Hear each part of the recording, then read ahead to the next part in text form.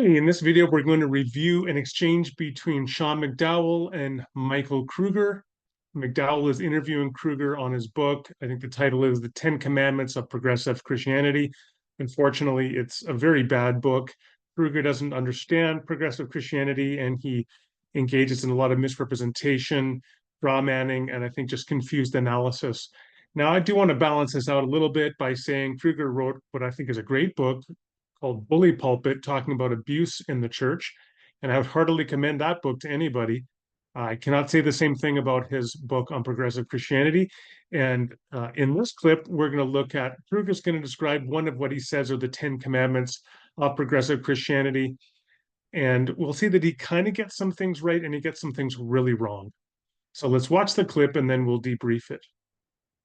Let's move to commandment number 4 is gracious behavior is more important than right belief.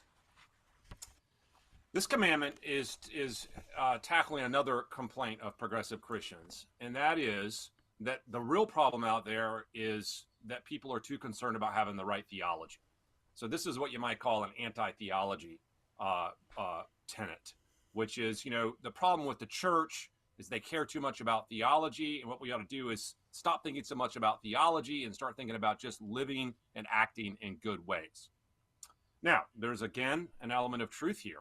There are some people who put such a priority on good theology that they don't ever exhibit gracious behavior.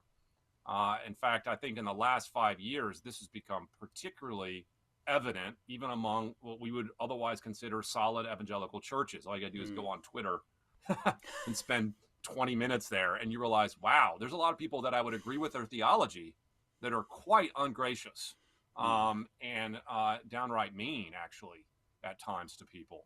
And so if Goley's point is, golly, you can't have good theology only, it needs to be combined with gracious, winsome, Christ-like behavior, then we would say, yes, let's combine these two together. But that's not what he does. What he wants you to do is choose between them. And that's exactly the mistake, I think, that progressive Christianity makes. Rather than saying good theology matters, gracious behavior matters, let's strive for both, they pit them against each other and make you choose, suggesting that the problem is really people who care about theology and that we just need to go out and live a good life. And again, that's completely out of sorts with the historic view of the Christian church. Now, the first thing to note is that in that clip, you can hear Michael Kruger referring to some fellow named Gully. The person is Philip Gully. He's some individual person. I don't know him, but he wrote some books in Christianity from a liberal or progressive perspective. And in one of those books, he talks about different views, his views of theology.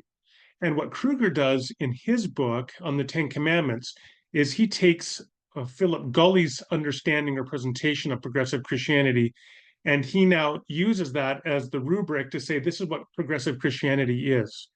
And that right there, I hope it's obvious that that's a fundamentally flawed way to proceed. You don't just arbitrarily assume that one person, your chosen interlocutor, suddenly represents all progressive Christians, any more than I can go and just quote Sean McDowell or Michael Kruger in something they write and say that now represents all of evangelicalism. It doesn't work like that. So that's an issue, fundamental problem, a flaw in the entire analysis of Kruger's book. Having said that, we can set that aside for the purposes of this discussion because there's enough problems independently of that within Kruger's analysis. Now he's talking here, he talks, first of all, pits being gracious against having good theology. There's much more here at play than being quote unquote gracious, which is like being friendly or polite. Really, what we're talking about here is love, exhibiting love, or you could put it another way, orthopraxis, right action. The question then becomes this: which is more fundamental or important, orthodoxy or right belief, and or orthopraxis or right action? And by the way, orthodoxy, doxa relates to worship. So in a more fulsome sense, orthodoxy is about right worship, but really in a more fulsome sense, so is orthopraxy. Orthopraxy is also about worship in terms of one's life. So what we are going to do is set that aside, those nuances, and just say what we're really considering here is the contrast between the belief component and the life or action component, or the love of neighbor. And then you ask, yes, you do ask a legitimate question, which of these is more important? And the way that Kruger presents the progressive Christian in their thinking is that they are saying theology isn't important. What is important rather is being gracious, or right conduct or right action. And I think that's, again, a straw man. It's a skewed understanding and an incorrect understanding of what I would say is a mainstream view among progressive Christians, myself certainly included. It's not that theology is unimportant at all. It's rather theology is not as important as love or right action. So then the way to present this, I would suggest, I often will give this illustration. If you watch many of my videos, you've probably heard this from me before. Let's say that you, for a thought experiment, that you are placed within the woods, and then within the woods, you can have either a Bowie knife or a compass, and you need to escape the woods. Which would you rather have? If you could only have one of those two items, either the Bowie knife or the compass, which one would you rather have? Which would be more important for you to have? When you present that as a thought experiment, the first thing to note is just a false response to say, why can't I have both? It's a false dichotomy. It's not a false dichotomy. It's a thought experiment comparing the respective values of two items, a Bowie knife and a compass. And you have to choose, for the purposes of the thought experiment, which one of these is more important. So it's just refused to say it's a false dichotomy. Why can't I have both? Okay, you have to choose. Now, next thing to note is that by choosing, you're not saying the other thing is unimportant or of no value. If you choose the Bowie knife, it doesn't follow that you're saying the compass has no value. All you're saying is that given between these two things, the one that is most important for my survival, let's say, is the Bowie knife rather than the compass. So that the thought experiment then is meant to test your valuation of these different items. Which one is more important, Bowie knife or compass? And that's all that we're doing here. Conceptually, we're saying if we're choosing between orthodoxy or right belief and orthopraxy or right action or love, which one ultimately is more important to the life of the Christian, to the life of discipleship? Which one of those two is more important? It doesn't mean the other one's unimportant. The compass is still important, but you may choose the Bowie knife. And if you have to choose between right action or right belief or right action, which will you choose? And the progressive Christian, I think by and large, is going to be the person who says, I think, given those two, the more important thing, the most important thing is right action. And why would somebody believe that? Well, somebody would believe that because when Jesus came, he gave us two commands: love God with all your heart, soul, and mind, and love your neighbor as yourself. He didn't come, first of all, with a creed. Now, it's not that there are no creeds to Christianity, there clearly are, and they're important. Again, they're important. So is the compass. But they're not as important in the view of the progressive Christian as the love of God and neighbor. That's the most important thing. Same thing with the sheep and the goats. When Jesus says, how do you distinguish between sheep and the goats? He doesn't say, well, you have to go and see which creeds they affirmed. No, he says, how did they love their neighbor? And that's how you tell a sheep from a goat. He could have said, these are the most important things. Get these creeds right. If you don't get that right, nothing else matters. Instead, he said, no, the most important thing is love of neighbor.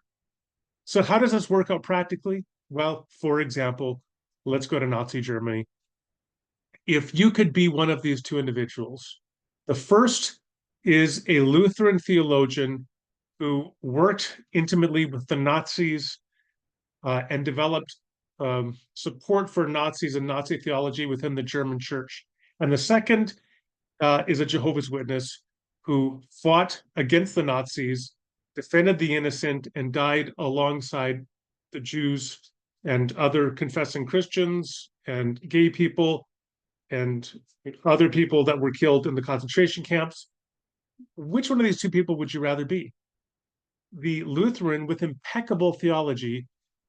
He knew the Book of Concord inside and out.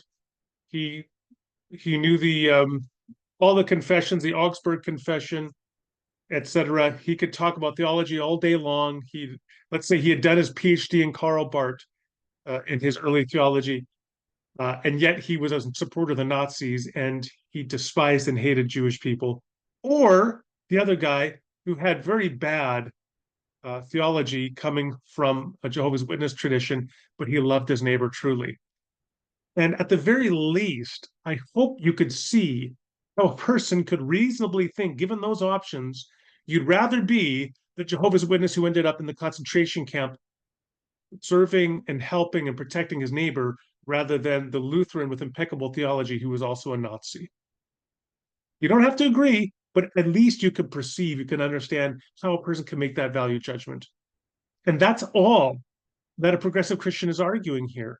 They're not arguing, first of all, to come back to Kruger's presentation, they're not arguing it's just about your demeanor. Are you courteous to other people? No. Have you loved your neighbor? Have you engaged and represented and embodied orthopraxy?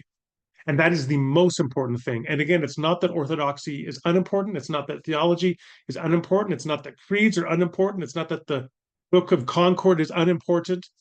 It's that those things are not as important as loving your neighbor.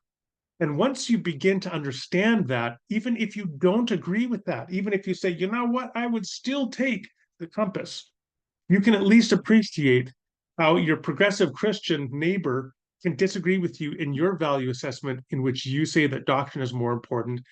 And you could understand why they, in fact, say that orthopraxis is more important.